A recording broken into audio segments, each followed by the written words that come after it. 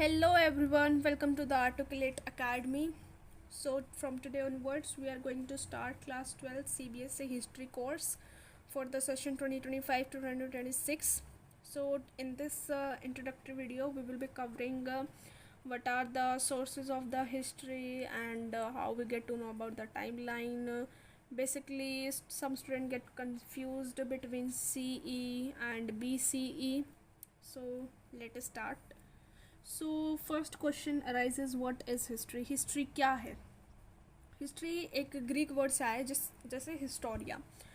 History Greek word से आया है हिस्टोरिया, जिसका मीन है इन्वेस्टिगेशन या फिर इंक्वायरी करना पास्ट इवेंट्स का. बेसिकली हम पास्ट इवेंट्स का स्टडी करते हैं, लेकिन हमें इस हिस्ट्री के पास्ट इवेंट की स्टडी करने की ज़रूरत क्या है, क्यों पड़ती है हमें ज़रूरत?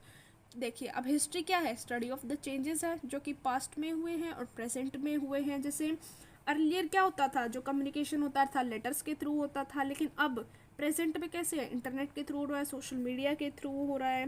पहले ट्रांसपोर्टेशन कैसे होता था? बुलक कार्ट से, बोट से होता था, लेकिन अब मोटर व्हीकल्स आ गए हैं, ट्रेन आ गए, डीजल इंजन आ गया, हेलीकॉप्टर आ गए हैं, एरोप्लेन्स आ गए हैं.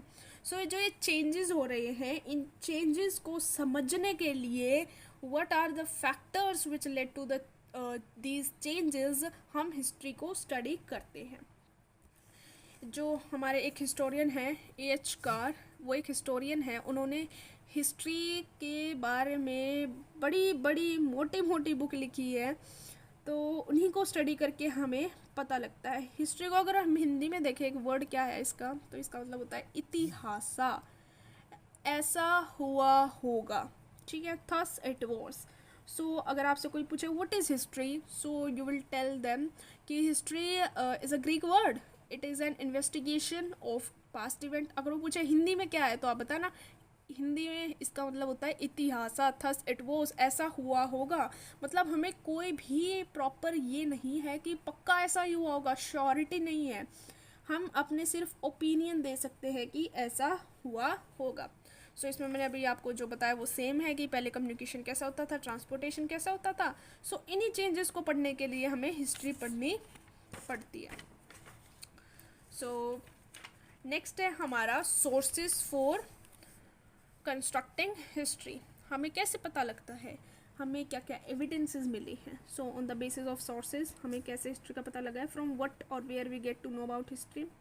सपोज एक साइंटिस्ट है, उसे एक आइडल मिला, एक मूर्ति मिली है, और उसके साथ उसे कुछ सोर्सेज मिले हैं. तो जो साइंटिस्ट है उसे पता लग जाएगा कि जो मूर्ति है उसका क्या काम है, उसकी कैसे पूजा की जाती होगी, कैसे उसे मानते होंगे लोग. लेकिन अगर सोचिए, मूर्ति मिली है, सिर्फ उसे एक सपोज कीजिए उसे सिर्फ मूर्ति मिली है, कोई एविडेंस नहीं मिला है उसको, कोई पेपर वो कुछ भी नहीं मिला, मैन्युस्क्रिप्ट वगैरह कुछ भी नहीं मिला है. तो साइंटिस्ट अपना एक ओपिनियन देगा कि चलो भाई उसकी ऐसे पूजा की जाती होगी, उसे लोग मानते होंगे, तो it may happen like this, मतलब ऐसा हुआ होगा. सो वो हिस्टोरियन पूरी श्योरिटी के साथ नहीं कह सकता कि इसे सभी लोग मानते होंगे. क्या अपर क्लास मानते होंगे या लोअर क्लास मानते होंगे सिर्फ. ओके, सो सोर्सेज का एक बहुत इंपॉर्टेंट रोल होता है हिस्ट्री में. There are some sources available to historians and after that they will give their opinion that how our past look like. So historian क्या करते हैं, बेसिकली जो हमारे sources मिले हैं उन्हें पढ़ते हैं, उनके बारे में ओपिनियन देते हैं. historian write this opinion about history. History में वो अपना ओपिनियन देते हैं. अब देखो, आपको बहुत सारी वॉल्यूम्स ऑफ बुक मिल जाएंगे हिस्ट्री की, कईयों में कुछ लिखा गया है कि ऐसे हुआ होगा. अब फॉर एग्जाम्पल सोसाइटी का देख लीजिए, कोई हिस्टोरियन पक्का नहीं कह सकता. जैसे आप अभी चैप्टर 3 में पढ़ेंगे, महाभारत को एज अ सोर्स लिया गया है, जिससे हमें पता लगता है कि सोसाइटी ऐसी हुआ करती होगी. वी आर नॉट श्योर, लेकिन हम एक चीज़ को सोर्स लेके, एविडेंस लेके हम बता रहे हैं कि ऐसा हो सकता है. नेक्स्ट है टाइप्स ऑफ सोर्सेज. हमें कैसे टाइप के सोर्सेज मिलते हैं? आर्कियोलॉजिकल सोर्सेज हमें मिलते हैं, जैसे कि मटीरियल रिमेन्स, बिल्डिंग्स, आइडल्स मतलब मूर्ति, पोट्री मिलती है, कॉइन्स मिलते हैं, लिटरेरी लिखे हुए सोर्सेज मिलते हैं हमें, मैन्युस्क्रिप्ट, वेदास, जैसे कि वेदास आर्यंस ने लिखे थे, पुराणास, उपनिषद, इंस्क्रिप्शंस मिले हैं. फॉरेनर्स, अब देखिए कुछ लोग आते थे फॉरेन से इंडिया में ट्रैवल करने के लिए, वो यहाँ के हिस्ट्री मतलब कि यहाँ के कल्चर वगैरह को देखते थे, उसके बारे में वो लिखते थे. फॉरेनर्स हिस्ट्री लिखते थे मोस्टली, जैसे कि ब्रिटिशर्स थे, यूरोपियंस थे, ज़्यादातर हिस्ट्री उन्होंने लिखी है हमारी।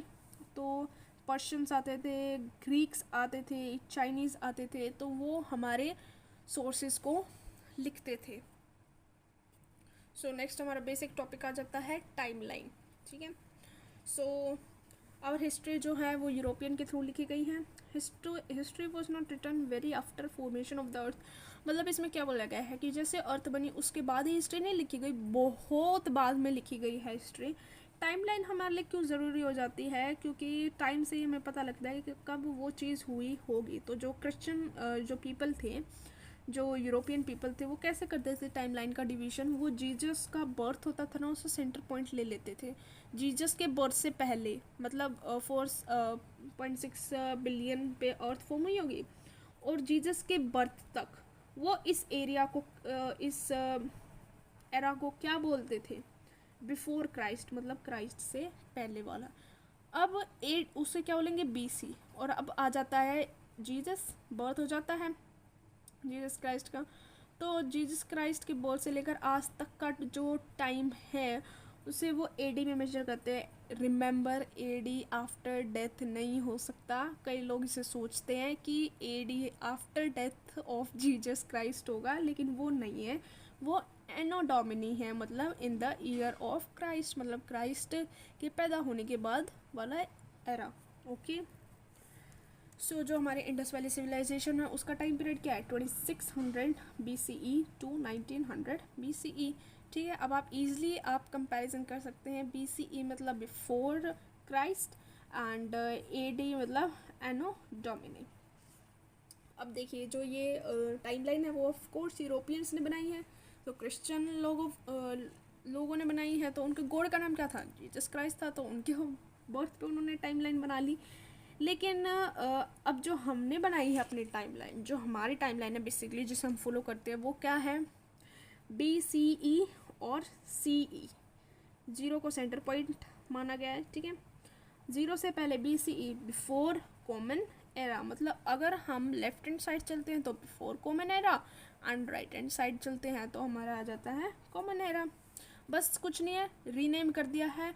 बिफोर क्राइस्ट को हमने बिफोर कॉमन एरा बोल दिया, और एनो डोमिनिक को हमने कॉमन एरा बोल दिया गया। इसमें कुछ बेसिक टर्म्स है, जैसे 100 ईयर को डेकेड बोलते हैं, 10 ईयर को डेकेड बोलते हैं, 100 ईयर को सेंचुरी बोलते हैं, 1000 ईयर को मिलेनियम बोलते हैं, एंड 10 लाख को हम मिलियन बोलते हैं। अब देखिए जब हम बोलते हैं 5th सेंचुरी BCE, अब BCE की फुल फॉर्म कमेंट सेक्शन में मुझे जल्दी से बताऊं BCE की फुल फॉर्म क्या है। सो देखो यहाँ पे जो ये C है इसका मतलब क्या होता है, सेंचुरी, 5th सेंचुरी BCE। सो देखिए यहाँ पे डिवीजन कैसे हुआ है, 1 से लेकर 100 तक 4th सेंचुरी होता है, 101 से लेकर 200 तक 2nd century, and so on, ऐसा हमारा चलता रहता है। जब हम 5th सेंचुरी की बात करते हैं तो वी मीन टू से 401 से लेकर 500 तक हमारा 5th सेंचुरी बोला गया। अब जैसे रिवोल्ट ऑफ 1857 है, अब ये 1801 से लेकर 1900 के बीच में हुआ है, तो इसे हम 19th सेंचुरी का भी बोलते हैं। जैसे कई बार क्वेश्चन आंसर्स में या फिर बच्चों को डेट याद नहीं रहती, तो वो क्या करते हैं, उन्हें जब ये पता है ना कि हाँ 18 में हुआ था, लेकिन उन्हें परफेक्ट डेट याद नहीं आ रही, तो they will write 19th century, वो 19th सेंचुरी लिख देते हैं। इससे उनके लिए भी ईजी हो जाती है, और एग्जामिनर को ये लगता है कि हाँ they remember the date also. देखिए अब मिलेनियम का हमने पढ़ा था, सेम मिलेनियम का है जैसे हमने सेंचुरी का पढ़ा, वैसे मिलेनियम का है। ठीक है, BP stand for before present, 6 year before present. When we, देखिए अब जब BP का कब यूज़ करते हैं हम, जब हम प्रॉपर एग्जैक्ट टाइमिंग का नहीं पता होता। 6 ईयर बिफोर प्रेजेंट हमने बोला कि 6 साल पहले। When we do not know exactly date, हमें डेट नहीं पता, लेकिन हाँ ये पता 6 साल पहले हुआ था, 5 साल पहले हुआ था, तो हम बोलेंगे बिफोर 6 ईयर, यानी 6 ईयर बिफोर प्रेजेंट। BC हमने देख लिया बिफोर कॉमन एरा, C हमने देख लिया कॉमन एरा के लिए स्टैंड करता है। और देखो जो ये डॉट मैंने अभी बताया,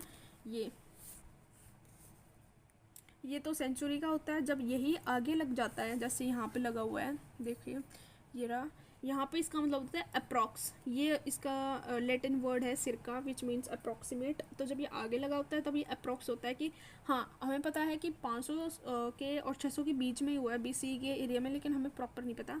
और देखो C मतलब सेंचुरी, मतलब शताब्दी, और BC मतलब बिफोर कॉमन एरा, ठीक है। तो अब हम बात करेंगे डिवीजन ऑफ हिस्ट्री की, periodisation in history. Indian history अब यूरोपियंस ने लिखी है तो वो अपने अकॉर्डिंग डिवाइड करेंगे। तो अब हम वो देखते हैं कि उन्होंने कैसे डिवाइड करी। अब देखिए जेम्स मिल ने कैसे डिवाइड करा हिस्ट्री को, देखिए ब्रिटिशर्स ने कैसे इंडिया को डिवाइड कर, देखो हिस्ट्री को भी उन्होंने रिलीजन पे कर दिया divide. Hindu period, Islamic period जिसमें मुगल सल्तनत वगैरह आई थी, और ब्रिटिशर्स पीरियड। देखिए how cruel the Britishers were. Britishers divide Indian history on the basis of religion, but our Indian historian है वो इंडियन हिस्ट्री को कैसे डिवाइड करते हैं, ancient history, medieval history and modern history. Ancient history में जो formation आ जाता है अर्थ का, और 6th सेंचुरी तक उसका टाइम पीरियड आ जाता है। 6th सेंचुरी कॉमन एरा, सी मतलब कॉमन एरा मतलब हम राइट हैंड साइड तक जाएंगे। फॉर्मेशन ऑफ अर्थ से लेकर CE के 6th तक जो एयर है वो है एंशंट, सबसे लार्जेस्ट या फिर लॉन्गेस्ट पीरियड कहेंगे हमें इंडियन हिस्ट्री का उसे। मेडिवल में आ जाता है, हमारे 2 पोर्शन कर देते हैं, अर्ली और लेटर, ठीक है। 7th, अब देखिए यहाँ 6 तक हो गया, तो 7 से लेकर 12th सेंचुरी CE तक हमारा मेडिवल अर्ली वाला होगा, और 13th से लेकर 18th तक हमारा लेटर वाला मेडिवल पीरियड होगा। और फिर जो मॉडर्न है वो 18 से लेकर प्रेजेंट डे जो आज चल रहा है वहाँ तक है। तो इसको एक टाइमलाइन के थ्रू देखिए। Formation of the earth 4.6 billion year ago, पता है कहाँ तक था ancient, 6th century common era, ये हो गया यहाँ तक सबसे लॉन्गेस्ट पार्ट। और फिर मेडिवल 2 पार्ट में डिवाइड था, एक था 7 से लेकर 12 तक जो कि ये है अर्ली मेडिवल पीरियड, और फिर 13 से लेकर 18 तक हमारा लेटर मेडिवल पीरियड, और फिर 18 से लेकर प्रेजेंट डे तक। यहाँ पे 2024 लिखा है, 2025 लिख लेते हैं। 2025 हमारा टुडे प्रेजेंट का है, ठीक है। तो एंशंट हिस्ट्री हमें बताया गया है कि लार्जेस्ट सेगमेंट रहा है। एंशंट हिस्ट्री को भी डिवाइड कर दिया गया है, जो हमारे हिस्टोरियंस हैं उन्होंने 3 पार्ट में मटेरियल के बेसिस पे कि हमें सोर्सेज वहाँ पे कैसे मिल रहे हैं, प्री हिस्ट्री, प्रोटो हिस्ट्री और हिस्ट्री, ठीक है। प्री हिस्ट्री है ना, वहाँ पे हमें मटेरियल रिमेन्स मिल रहे हैं, सिर्फ हमें कोई लिटरेरी सोर्सेज नहीं मिल रहा है। जैसे कि अभी मैंने आपको एग्जांपल सोचने के लिए बोला था कि एक आइडल मिलेगा, उसके साथ लिटरेरी सोर्सेज मिलेंगे। सो ऐसा प्री हिस्ट्री के टाइम पे बिल्कुल भी नहीं होता है। प्री हिस्ट्री में सिर्फ हमें मटेरियल रिमेन्स मिलती है। प्रोटो हिस्ट्री आ जाता है जहाँ पे हमें मटेरियल रिमेन्स भी मिलेंगे और लिटरेरी सोर्सेज भी मिलेंगे। अब सोर्सेज तो मिल गए लेकिन हम उन्हें डिसाइफर नहीं कर पा रहे हैं, जैसे स्क्रिप्ट वगैरह मिली है उसे हम डिसाइफर नहीं कर पाए, क्योंकि ऑफ कोर्स हमें समझ में ही नहीं आ रहा है वो कैसे लिखी गई है, कैसे वर्ड्स यूज़ करे गए हैं। अब आ जाता है थर्ड हिस्ट्री, यहाँ पे मटेरियल रिमेन्स भी मिल रहे हैं और रिटन पार्ट भी अवेलेबल है और हम उसे पढ़ भी सकते हैं। सो ये 3 मेन डिवीजन है और हमें बता दिया गया है कि ये कैसे हैं। प्री हिस्ट्री में तो हमें मटेरियल रिमेन्स मिल रही है, प्रोटो हिस्ट्री में हमें मिल रहा है मटेरियल रिमेन्स भी और लिटरेरी सोर्सेज भी, लेकिन हम उसे डिसाइफर नहीं कर पा रहे, रीड ही नहीं कर पा रहे। हिस्ट्री में आ जाता है थर्ड पोर्शन में हमारा मटेरियल रिमेन्स भी मिल रहा है और रिटन पार्ट भी मिल रहा है, और स्पेशली हम उसे रीड भी कर पा रहे हैं। सो अब इन्हीं तीनों पोर्शन को अच्छे से और डिटेल में करेंगे, ठीक है, जिससे आपका जो बेसिक है वो क्लियर हो जाएगा। प्री हिस्ट्री को देखिए, अभी मैंने बताया मटेरियल मिल रहे हैं लेकिन हमें कोई भी लिटरेरी सोर्सेज नहीं मिल रहे। सो इसका टाइम पीरियड क्या होगा, 2 मिलियन ईयर्स एगो से लेकर 3000 BCE। एंशंट कितना था हमारा, एंशंट पीरियड का अगर हम टाइम देखें तो फॉर्मेशन से लेकर हमारा 6th सेंचुरी CE तक था। उसमें भी डिवीजन हमारा कितना आ गया, 2 मिलियन ईयर अगो से 3000 BCE। यहाँ पे टाइमलाइन देखिए, यहाँ से इतना एरिया प्री हिस्ट्री का है। प्रोटो हिस्ट्री जिसमें रिटर्न में मिल रहा है मटेरियल लेकिन पढ़ नहीं पा रहे हैं, तो वो 3000 से 500 तक इतना एरिया है। और जो हमारा इंडस वैली सिविलाइजेशन है वो इसी में प्रोटो हिस्ट्री का ही पार्ट है। अब देखिए, अब आप आगे चैप्टर 1 में पढ़ेंगे कि हमें जो जॉन मार्शल है, कलिंगम वगैरह हैं, उन्हें कई स्क्रिप्ट वगैरह मिलती हैं, मतलब कई मटेरियल रिमेन्स मिलते हैं, लेकिन वो उनको डिसाइफर नहीं कर पा रहे हैं। क्यों डिसाइफर नहीं कर पा रहे हैं, क्योंकि वो प्रोटो हिस्ट्री में लाई कर रहे हैं। वहाँ पे हमें लैंग्वेज का नहीं पता कैसे यूज़ होती थी, हम सिर्फ एविडेंस के बेसिस पे कह सकते हैं कि ऐसा हुआ होगा। तो और जो हिस्ट्री जहाँ पे राइटिंग भी मिल रही है और मटेरियल भी मिल रहा है वो हमारा 500 BCE से प्रेजेंट डे में चल ही रहा है, ठीक है। सो ये देखिए डिवीजन दे रखा है टाइमलाइन के थ्रू, एक बार देख लेना इसे। और अब हम बात करते हैं प्री हिस्ट्री का भी डिवीजन। अभी हमने देखा एंशियंट हिस्ट्री के कितने पार्ट थे, 3 पार्ट थे, प्री हिस्ट्री, प्रोटो हिस्ट्री और हिस्ट्री। अब प्री हिस्ट्री के भी 3 पार्ट हैं, पैलियोलिथिक, मीजोलिथिक, नियोलिथिक, ठीक है। तो प्री हिस्ट्री को हम स्टोन एज भी बोलते हैं, ठीक है। स्टोन एज बोलते हैं यहाँ पे। हम इसे स्टोन एज क्यों बोलते हैं, क्योंकि यहाँ पे ज़्यादातर जो टूल्स हैं वो स्टोन्स के ही बने हुए हैं। पैलियोलिथिक एज में 2 मिलियन ईयर्स अगो से लेकर 10,000 BCE तक का एरिया टाइम बोला गया है। यहाँ पे इसे पैलियोलिथिक क्यों बोला है? पैलियो का मतलब ओल्ड और लिथिक का मतलब स्टोन। हैवी और क्रूड, बड़े बड़े पत्थरों से यहाँ पे काम किया जा रहा है, जैसे कि हंटिंग और गैदरिंग जैसे वर्क यहाँ पे बड़े बड़े पत्थरों से किए जा रहे हैं। और मीजोलिथिक 10,000 BCE से लेकर 4,000 BCE तक का एरिया है। मीजो मीन्स मिडल, लिथिक मतलब स्टोन। तो यहाँ पे छोटे छोटे शार्प स्टोन का यूज़ किया जा रहा है फॉर हंटिंग गैदरिंग। और यहाँ पे जो सेटलमेंट होगी पैलियोलिथिक और मीजोलिथिक में, वो कैसे होगी? अनसेटल्ड होगी, क्योंकि ऑफ कोर्स हंटिंग गैदरिंग कर रहे हैं तो एक एरिया से दूसरे एरिया में जाएंगे। लेकिन एक चेंज आता है नियोलिथिक एज में, जहाँ पे 8,000 BC से 10,000 BC का टाइम होता है। Neo means new, lithic means stone. यहाँ पे न्यू स्टोन मतलब डोमेस्टिकेशन किया जा रहा है यहाँ पे, ठीक है। यहाँ पे कोई हंटिंग गैदरिंग नहीं, कोई अनसेटलमेंट नहीं, यहाँ पे डोमेस्टिकेशन किया जाता है एनिमल्स और प्लांट्स का, ठीक है। और यहाँ पे ऑफ कोर्स अब डोमेस्टिकेशन होगा तो एग्रीकल्चर भी होगा, तो यहाँ पे सेटल्ड लाइफ की जा रही है। तो पहली बार इतिहास में ऐसा हुआ है कि कहीं पे सेटल्ड लाइफ जी गई है। तो अगर आपसे क्वेश्चन पूछे कि पहली बार सेटल्ड लाइफ कौन सी उसमें मिली है, तो नियोलिथिक एज में मिलनी स्टार्ट हो गई थी। पैलियोलिथिक और मीजोलिथिक एज में आइस एज भी आती है, जब धरती पर बर्फ ही बर्फ जमा थी। तो आई होप आपको ये 3 पार्ट तो समझ आई गई होंगे। सो आगे करते हैं। जो प्री हिस्ट्री हमने डिवीजन ऑफ कोर्स पढ़ लिया है प्री हिस्ट्री का, स्टोन एज का। फर्स्ट एग्रीकल्चर एविडेंस हमें कहाँ से मिले हैं? मेरगढ़ से मिले हैं, जो कि पाकिस्तान में 8,000 BCE के एग्रीकल्चर एविडेंस। अभी हमने पिछले उसमें पढ़ा था, जो लास्ट वाला था नियोलिथिक एज में ही सेटल लाइफ हुई थी, तो सेटल लाइफ के हमें मेरगढ़ में एविडेंस मिलते हैं, जो कि अभी प्रेजेंट डे पाकिस्तान में है। नियोलिथिक एज हमारे लिए क्यों इम्पोर्टेंट है? इसलिए इम्पोर्टेंट है क्योंकि पहली बार लोगों ने डोमेस्टिकेट करना स्टार्ट कर दिया, एनिमल्स को रियरिंग करना स्टार्ट कर दिया, एग्रीकल्चर स्टार्ट कर दिया for the very first time. और after domestication agriculture people learn a settled life. और पहले सेटल्ड लाइफ कहाँ थी? मेरगढ़ में 8,000 BC के पास। सो नियर अराउंड अब हम आ जाते हैं अपना बैक टू द टॉपिक, जो था हमारा प्रोटो हिस्ट्री। प्री हिस्ट्री हमने पढ़ लिया। प्री हिस्ट्री में एविडेंस कहाँ मिले? हमें मेहरगढ़ में मिले हैं। अब प्रोटो हिस्ट्री की बात करते हैं। प्रोटो हिस्ट्री में हमें सेटल लाइफ के जो एविडेंस हैं वो मिलते हैं हमें इंडस वैली सिविलाइजेशन में, जिसका टाइम पीरियड है 2600 BCE टू 1900 BCE, ठीक है। और यहाँ पे जो एरिया है वो कहाँ एक्सपेंड किया है? इंडस रिवर के पास। तो जो एरिया अराउंड इंडस है वहाँ पे जो एक्सपेंड हुआ है एग्रीकल्चर में, इसलिए उसे वहाँ पे इंडस वैली सिविलाइजेशन बोला गया है। वैली मतलब क्या होता है? घाटी, मतलब जो माउंटेन के बीच में से एक रिवर बह रही होगी, वहाँ पे हम उसे वैली बोलेंगे। सो इंडस वैली सिविलाइजेशन क्यों बोला गया है इसे? इंडस वैली सिविलाइजेशन इसलिए बोला गया है क्योंकि यहाँ पे जो इंडस के आसपास के एरिया थे वहाँ पे सेटलमेंट हुई थी। इसे हड़प्पन सिविलाइजेशन भी बोला जाता है। इसे हड़प्पन सिविलाइजेशन क्यों बोला जाता है? क्योंकि पहली जो साइट जो ढूंढी गई थी वो थी हड़प्पा। तो उसी के नेम के बेसिस पे इस साइट का पहला नाम लिख दिया गया, जो कि था हड़प्पन सिविलाइजेशन। सो मैंने अभी आपको यही बताया कि area around Indus which expanded due to agriculture is known as Indus valley civilisation. मैंने आपको वैली के बारे में बता दिया है। सिविलाइजेशन क्या होता है? एक सभ्यता होती है, a way of life that is advance. मतलब उस ज़माने में वो एडवांस ही तरीका था। अब इस ज़माने में क्या एडवांस तरीका होगा? मतलब बहुत सारे लग्जरीज होंगी, सब कुछ होगा।